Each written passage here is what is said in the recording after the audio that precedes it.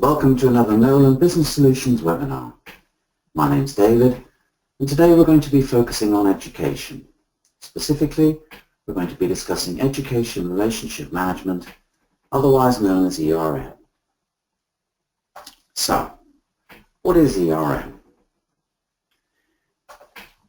ERM is an extension of Microsoft CRM that we've configured to provide academic administrators with one central repository for all college member information.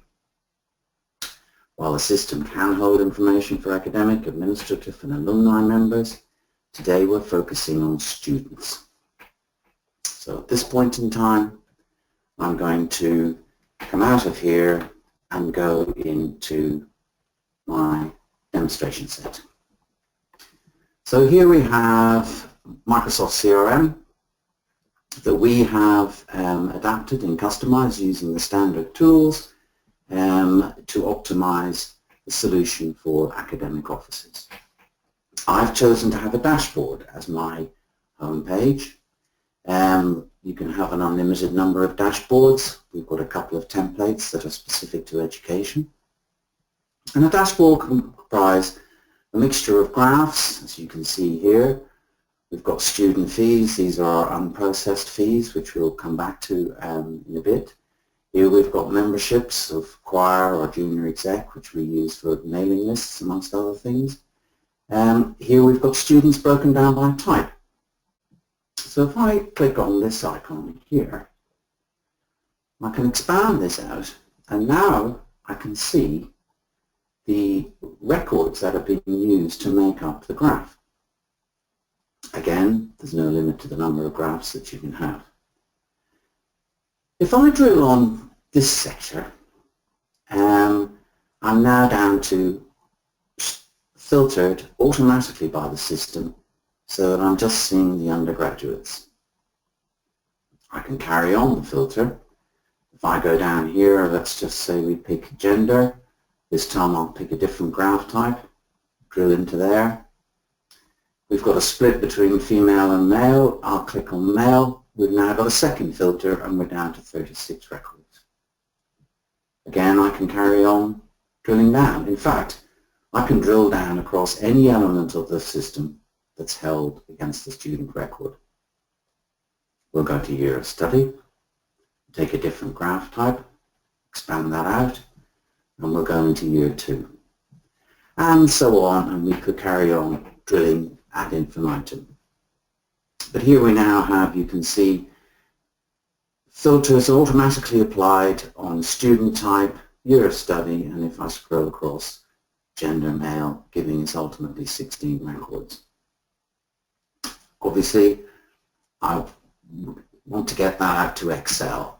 I have a choice of 2 different elements. I can have pre-configured Excel templates. If I wanted to bring it out in a standard formatted style that I'm going to present elsewhere. And if I just want to export to Excel, I've got a choice of exporting to a static worksheet or a dynamic worksheet. So I'll just choose a static worksheet for the moment. Open the record, and there's all my records. And that essentially applies to any view within the system. You will always be able to export it to Excel. Down here I have my activities, and these of course can be linked into Outlook.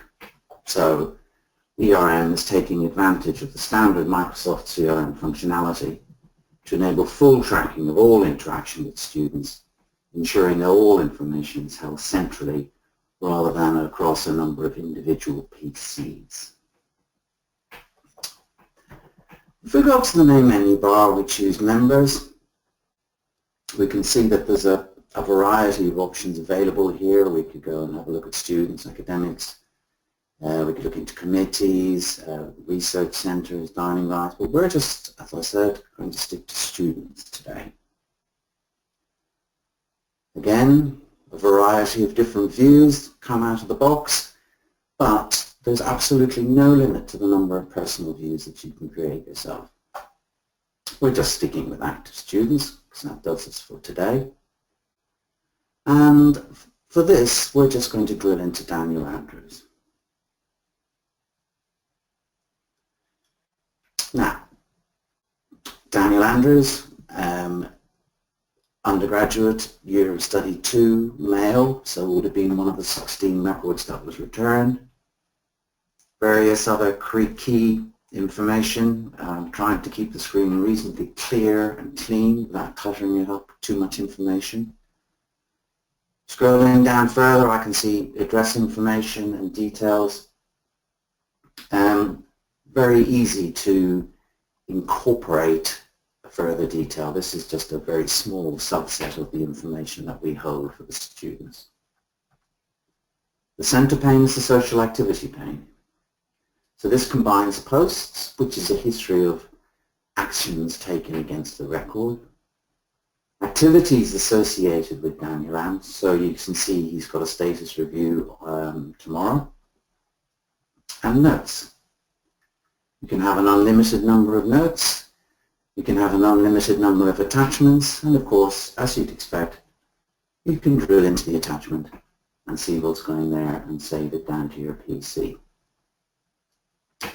As an aside, if your organization is already using SharePoint, the Microsoft CRM comes with built-in connectors. They're easily set up and configured. On the right-hand side, we've got a couple of subgrids. Firstly, we've got courses. So here you can see that Daniel actually started on one course. He started on a BA, English and Modern Languages, but in fact he transferred program at the end of summer term 2015. And if I scroll up to the record above, I can see that currently he's enrolled in a BA Modern Languages and French. We've got his next exam, various other bits of information. Fee detail we will look into later when we come to look at a postgraduate research student. Going back to Daniel. The second thing that we've got here in a subgrid are his connections. And we can see that Laura Goodbody is Daniel's tutor. If I drill into Laura's record, you can see that actually she's tutor to 8 different students. So that's the main screen. Of course, there is a lot of other information held. So looking down here, if we start with awards, we can see that Daniel's won a collections prize earlier this month. So if we drill into the collections prize, we can get the details of the course code it was on, the term it was awarded in, the date it was agreed, the amount, etc., whether or not it's a scholarship or an exhibition. And what we can then do is we can drill back and actually see the academic achievement that warranted this award. So we can see that it was actually French 3, translation from pre-modern French. He got 85%, and the exam date was on the 15th of October, written, etc. Down here we have the award details. So all nicely linked up and easy to track. Going back again to Daniel.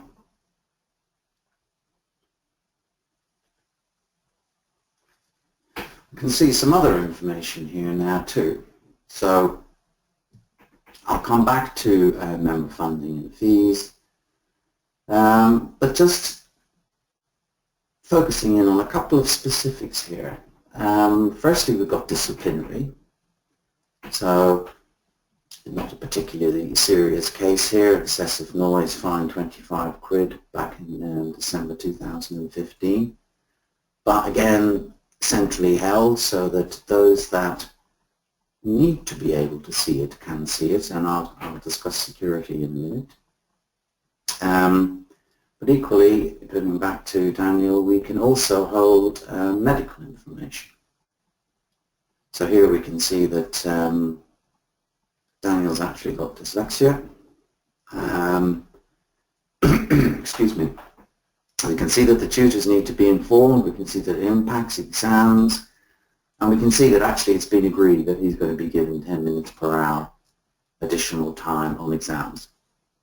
Obviously from this it's very easy to do a little advanced fine so you can produce the right paperwork for the invigilators so that they know what to do when they're actually managing the exams. Now, just before we go any further, excuse me, I'd just like to drill into security and confirm a couple of things.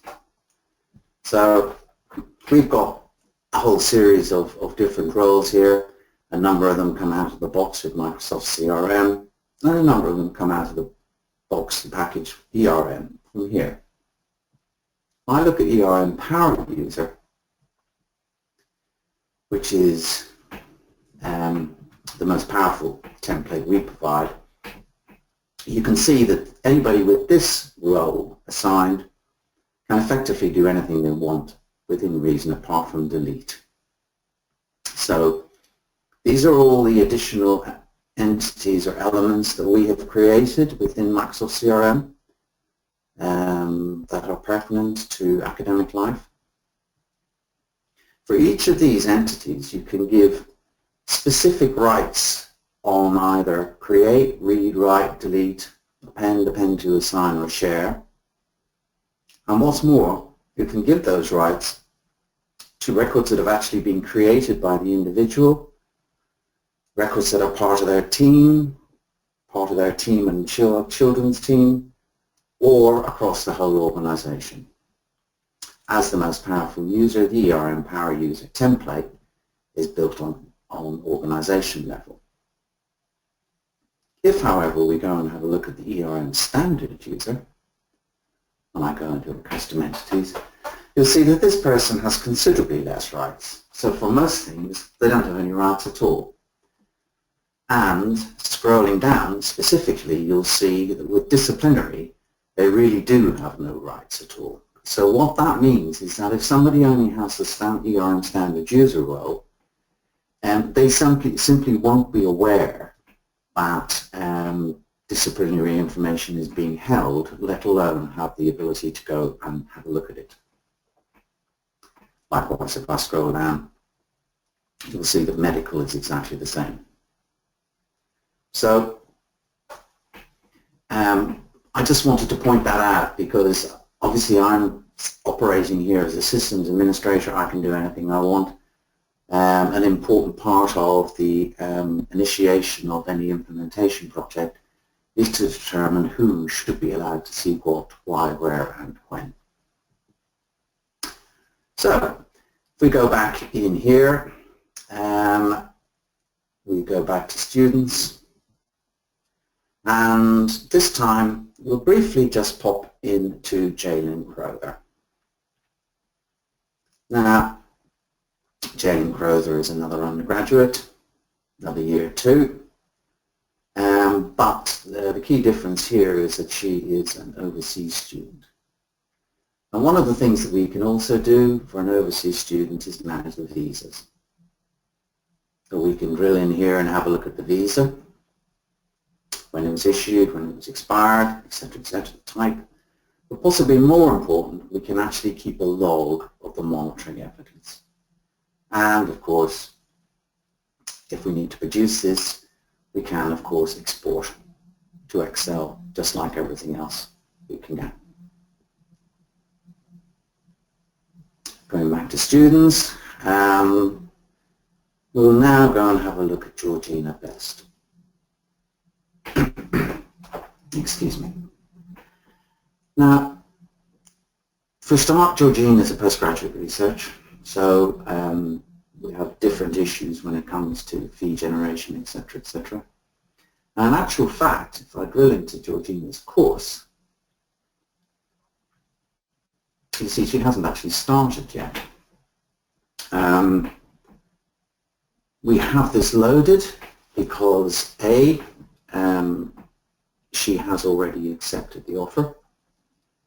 She is provisionally enrolled.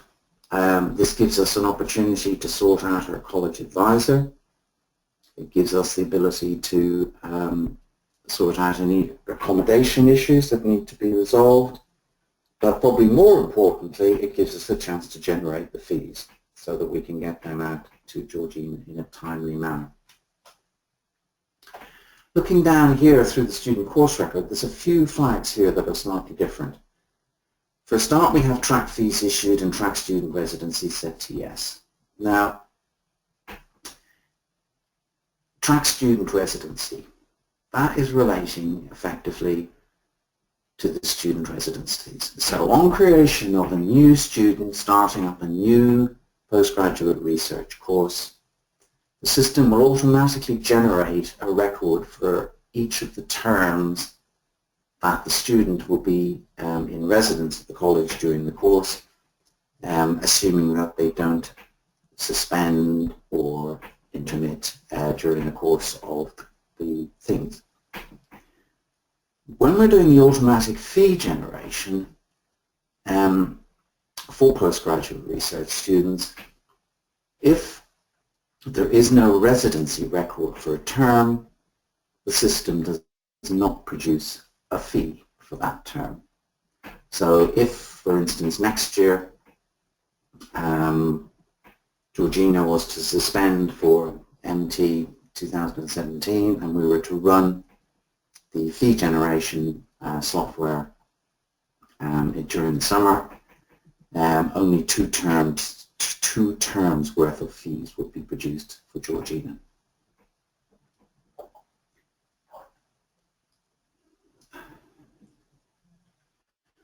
We also keep event logs. Now again, Georgina's not been here very long, so we've only got one log, which is the fact that the offer was accepted and she's going to start in January 2017. If I go into add a new log, you can see that we've got a variety of different options here, such as suspension, extension, milestones, etc., etc., etc. The objective being that you therefore have the ability to keep, once again, centrally logged, a full history of all positions and status changes that have been agreed with the student.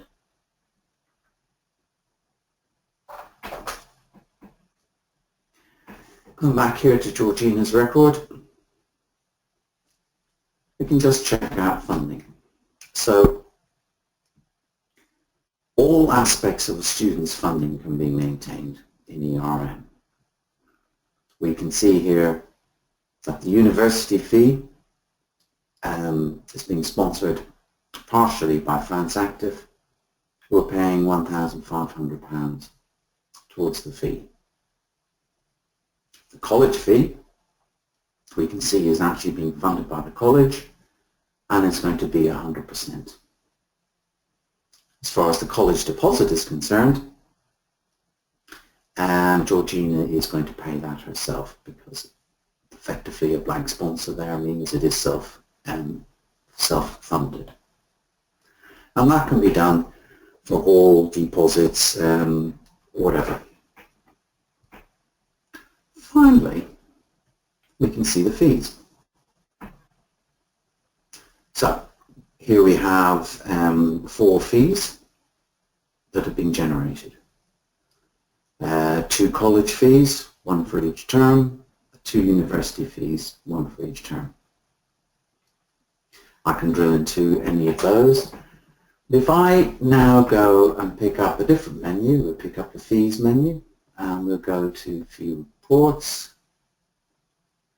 I'll go export fees and funding. You'll see that for the purposes of exporting the fees out to a finance system, excuse me, we can see that we've actually got 3 lines here, because the college fee is going in total to College OL1 account, whereas the university fee is being split between a fee which is going to go to France Active for £1,500 and another fee which is going to go to Georgina for the remainder of the cost of the course, £3,012. As you'd expect, you can of course export that, add to Excel and import into your system. As an aside, if you are running the Nolan Business Solutions student billing module for Dynamics GP, the system is also configured, if required, to output feeds to Excel in standard import format included within that module in GP. While we're on reporting, we go back to members. We'll go to member reports. And we'll have a quick look at the picture gallery.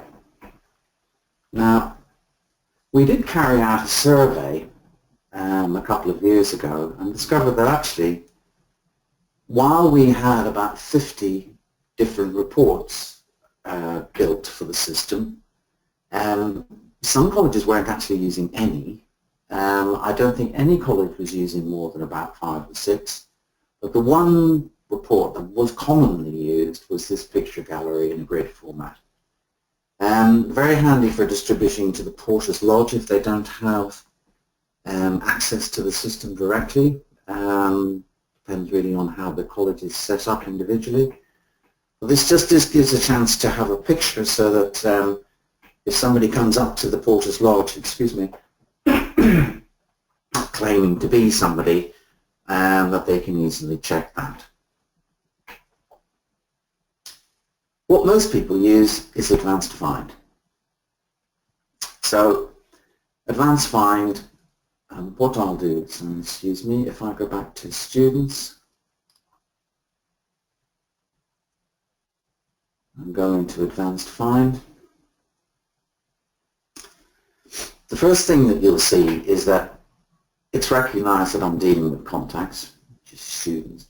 It's picked up the current view, so it's already done quite a lot of the work for me in terms of configuring this query that I want.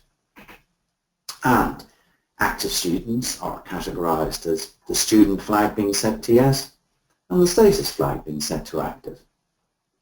So following on from what we did from the dashboard, if I come in here, you can see again, I can filter on any aspect of the contact record. A lot of fields. Possibly even more significant is I can actually filter on any associated records where there is appropriate links. So I can go off and pick up information that's not actually held on the student record and use that to filter to the student record. So that could be, for instance, living in building 1, 2, 3. But if we repeat what we did with the dashboard, we go into student type. This is a lookup. This is configurable yourselves. I happen to have these 4 different types. I'll pick undergraduate. We'll filter on gender.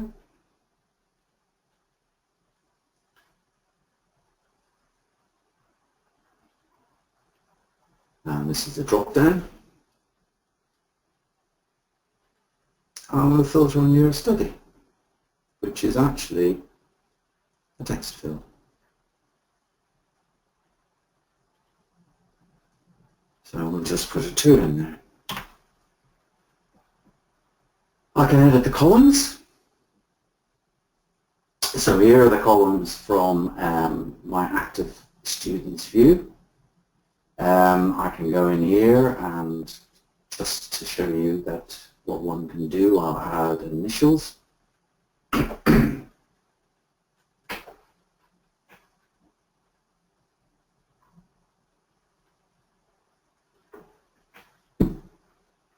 I can configure the sorting if I want. I'm just going to do it in name order. And now I can run the results. As you can see, I've got 16 records as we did with the dashboard. The one difference from the other view is that the initials are included in here. I can still export to a pre-formatted Excel template, and I can still export the contacts like I did before, straight out to a static worksheet. And there I have my information. That's what most of our users use most of the time to get information out of the system.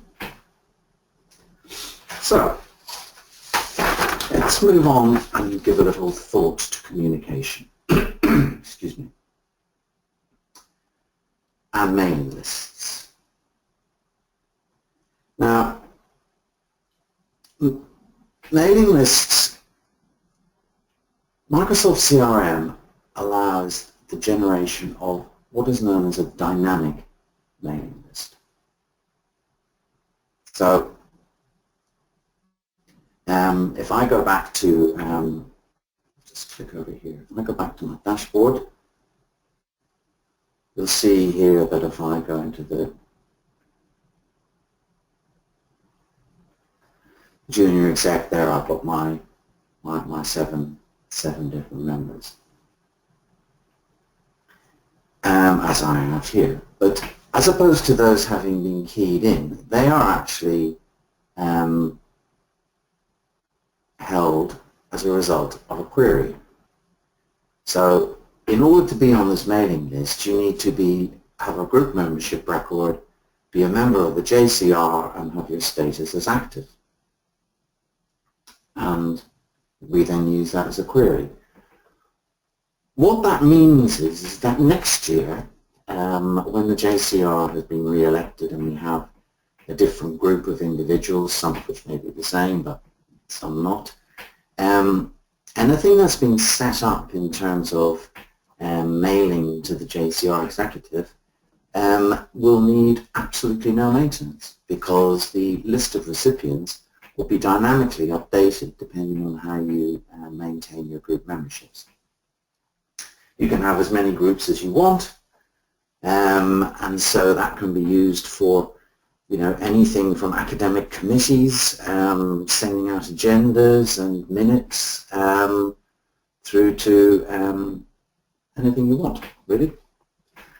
One of the areas that functionality is used in a number of places, excuse me, is to email people living in a building. So, for instance, if you have a building that's occupied by a number of different people, and the plumber is going to come on Friday afternoon at 3 o'clock, and so the water is going to be turned off for 2 hours.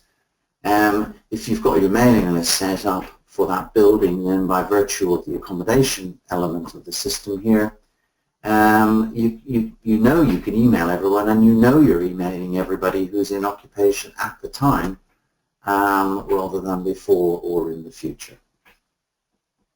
So, therein ends the initial introduction to ERM. Carrying on, I'd just like to summarize what I believe we've covered today. We've looked into student records. We've explored some of the information that can be held for students. There's a lot more information under the bonnet, and as I said in the beginning, we are also holding information in ERM for academics, and administrative staff and alumni. We looked very briefly at course management.